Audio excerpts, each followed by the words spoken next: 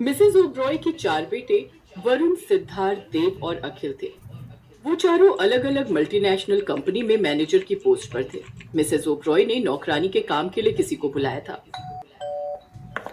सबसे पहले तुम ये बताओ कि तुम्हारी क्वालिफिकेशन क्या है और तुम कहाँ की रहने वाली हो।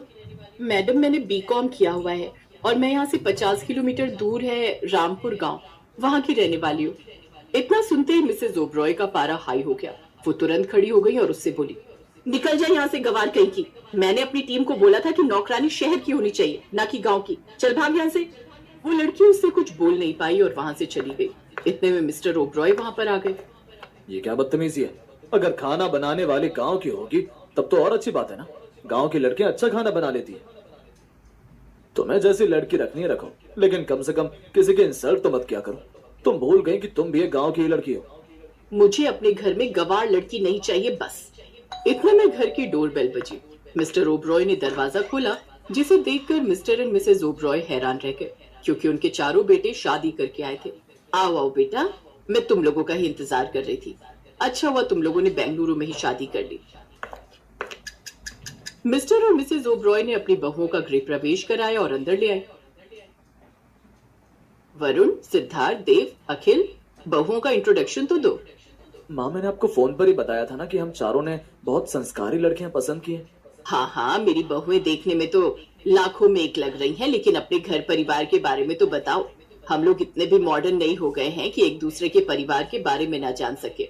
माँ, अब आपकी बहुएं अपना इंट्रोडक्शन खुद देंगी। अम्मा, हमारा नाम शीतल है। हमारे गांव का नाम है ढोलकपुर। अम्मा बाबूजी, हमारा नाम है सीता और हमें गोबर के उपले बनाना बहुत अच्छा लगता है। और अम्मा, हमारा नाम है मीना। हम बचपन से ही गाय भैंस चराते आ रहे हैं। गाय भैंस चराना हमको बहुत ही ज्यादा पसंद है। इससे पहले कि चौथी बहू यानी सावित्री कुछ बोल पाती, मिस ओब्रॉय ने उसे रोक दिया। बस करो, मुझे नहीं जानना तुम गवारों के बारे में और कुछ भी। इतना सुनते ही उसका बेटा सिद्धार्थ बोला, माँ, ये कैसी बातें कर रही हो? अभी तो आप बहुत प्यार से बात कर रही थी, अचानक क्या हो गया? मैं बताता हूँ बेटा, तुम लोगों को तो पता ही है कि तुम्हारी माँ को गांव के लोग बिल्कुल पसंद नहीं, पर मुझे गांव के लोग बहुत पसंद है। इसीलिए तुम लोगों के इस फैसले से मैं बहुत खुश हूँ। I am proud of you. आज जितनी शिद्दत से गांव की लड़कियां प्रेम करती हैं, उतना शहर की लड़कियां नहीं करती। हम बाहर रहकर सब कुछ देख चुके हैं, इसीलिए इन्हें पसंद किया हमने। और हमने आपसे पूछकर ही शादी की, बिना पूछे नहीं की। पर तुम लोगों ने ये तो नहीं बताया था ना कि ये लड़कियां गवार है। क्या गवार गवार लगा रखा है तुमने? ये लड़कियां पढ़ी लिखी संस्कारी हैं। तुम क्या चाहती हो कि हमारे बेटे इन्हें तलाक दे दे और हमारी समाज में बदनामी हो? गुस्से में उसकी माँ अपने कमरे में चली गई। अगले दिन मिस ओब्रॉय की एक सहेली और पड़ोसी रानी उनके घर आई, जो कि बहुत परेशान लग रही थी। मेरी तो जिंदगी नरक हो गई। अरे क्या हुआ रानी, अब तुझे किस बात की प्रॉब्लम? तेरे बेटे की शादी भी हो गई। इसी वजह से तो जिंदगी नरक हो गई है। अगर बहू अच्छी ना मिले तो जिंदगी नरक हो ही जाती है। मिस ओब्रॉय अपनी फ्रेंड रानी से बातचीत कर ही रही थी, तभी थोड़ी देर बाद मिस ओब्रॉय की चारों बहुएं चाय नाश्ता लेकर एक साथ वहां पर आ गई। नमस्ते आंटी, पहले आप लोग चाय नाश्ता कर लीजिए, बाकी बातें बाद में कीजिएगा, क्योंकि हमारे देश के संस्कार हैं कि हमारे घर में जो भी मेहमान आए पहले जलपान करें, उसके बाद बातें। जीती रहो बहू। मिस ओब्रॉय, आपकी किस्मत तो बहुत अच्छी है। आपको तो बहुत संस्कारी बहुएं मिली हैं।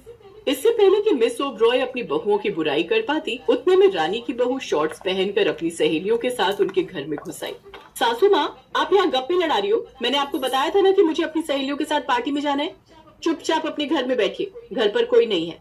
बहू तुम जाओ, मैं आती हूँ। ठीक है, मैं तो जा रही हूँ, घर का दरवाजा खुला पड़ा है। घर में चोर घुस जाए तो मुझे मत कहना। रानी बिना चाय नाश्ता किए वहां से उठकर अपने घर चली गई।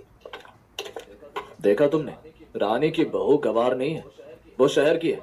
पर वो कितना रिस्पेक्ट देती है अपने घर वालों को, वो तुमने देख ही लिया। पिताजी, बहू चाहे शहर की हो या गांव की, कौनो फर्क नहीं पड़ता है। कभी कभी गांव की बहू में भी बदतमीज निकल जाती है, तो कभी कभी शहर की बहू में भी बदतमीज निकल जाती है। मिसेस ओब्रॉय मुंह बनाकर अपने कमरे में चली गई। शाम के वक्त चारों बहुएं बालकनी में खड़ी होकर बाहर का नजारा देख रही थी। बहनों, देखो ना कितनी ऊंची ऊंची बिल्डिंग बनी हुई है, पर बाहर कोई नहीं दिखाई दे रहा। शहर में सब लोग घर के अंदर ही रहते हैं, खुले आसमान के नीचे कोई नहीं दिखाई देता। दिखाई तो दे रहा है, वो देखो ना, सांड घूम रहा है बाहर। हाँ, शहरों में जानवर आजाद घूमते हैं और इंसान घरों में जेल की तरह बंद रहता है। तभी उन चारों की नजर रानी की बहू पर गई। उसकी सहेलियां उसे छोड़कर चली गई। वो नशे में लग रही थी, तभी एक सांड ने उसे दौड़ा दिया। ये चारों बहुएं भागकर नीचे गई। सीता बीच में आ गई और सांड के माथे पर प्यार से हाथ रखा और वो सांड वहां से चला गया। थैंक यू सो मच, आपने मेरी जान बचा ली, वरना ये सांड उठाकर अभी मुझे पटक देता। इतने में वहां पर चिंकी की सास रानी और मिसेज ओबरॉय भी आ गई। जुग जुग जियो बहू, लेकिन मुझे एक बात समझ में नहीं आ रही। बीच में तू आ गई, लेकिन तुम चारों को सांड ने कुछ नहीं किया। माँ जी, हम चारों लोग जानवरों के साथ ही पले बढ़े हैं। हमें अच्छी तरह से पता है कि जानवरों का मूड कब खराब होता है और उनका मूड कैसे सही किया जा सकता है। बस प्रेम से हाथ रखो बिना डरे और वो चले जाते हैं। खैर, धीरे धीरे सभी मोहल्ले वाले बाहर आ गए। सभी ने उन चारों बहुओं की खूब तारीफ की। अगले दिन जब चिंकी का नशा उतरा तब वो चारों बहुओं से मिलने आई। आप लोगों को मैंने पहली बार देखा है। आंटी ने अपने चारों बेटों की शादी में मुझे बुलाया ही नहीं था। अब उन 4 गवार बहुओं की दोस्ती चिंकी के साथ हो गई। एक हफ्ते के अंदर ही चिंकी का बिहेवियर पूरी तरह से बदल गया। अब उसने दारू पीना बंद कर दिया और एक संस्कारी लड़की बन गई। एक रोज रानी मिसेज ओबरॉय से मिलने आई। मिसेज ओबरॉय, मैं आपकी बहुओं को धन्यवाद करने आई हूँ। जिसे मैं और मेरा बेटा नहीं सुधार पाया, उस लड़की को तेरी बहुओं ने सुधार दिया। ये देखकर मिसेज ओबरॉय को अपनी गलती का एहसास अब धीरे धीरे होने लगा था। बहू, मुझे माफ कर देना। मैं भी बचपन में गांव में ही रही हूँ, पर मेरे आसपास की जितनी लड़कियां थी सब बदतमीज थी। इसीलिए मेरे अंदर ये बैठ गया था कि गांव की लड़कियां अच्छी हो ही नहीं सकती। पर तुम दोनों ने मेरे विचार बदल दिए। यहाँ तक कि रानी की बहू को भी तुमने बदल दिया, जिसे बदलना बिल्कुल नामुमकिन था। आप गलत बोल रही हैं माँ जी। हर इंसान अंदर से अच्छा ही होता है। भगवान किसी को बुरा बनाकर पैदा नहीं करता, लेकिन आसपास की सोसाइटी से इंस्पायर होकर वो भी वैसे ही ढलना चाहता है, इसीलिए वो बर्बाद हो जाता है। इस समाज ने चिंकी के अंदर जो भर दिया था, हमने बस उसे निकाल दिया और एक अच्छी चिंकी बाहर आ गई। सोसाइटी के सेक्रेटरी ने शाम को एक फंक्शन रखा है जिसमें हमारी बहुओं को सम्मानित किया जाएगा।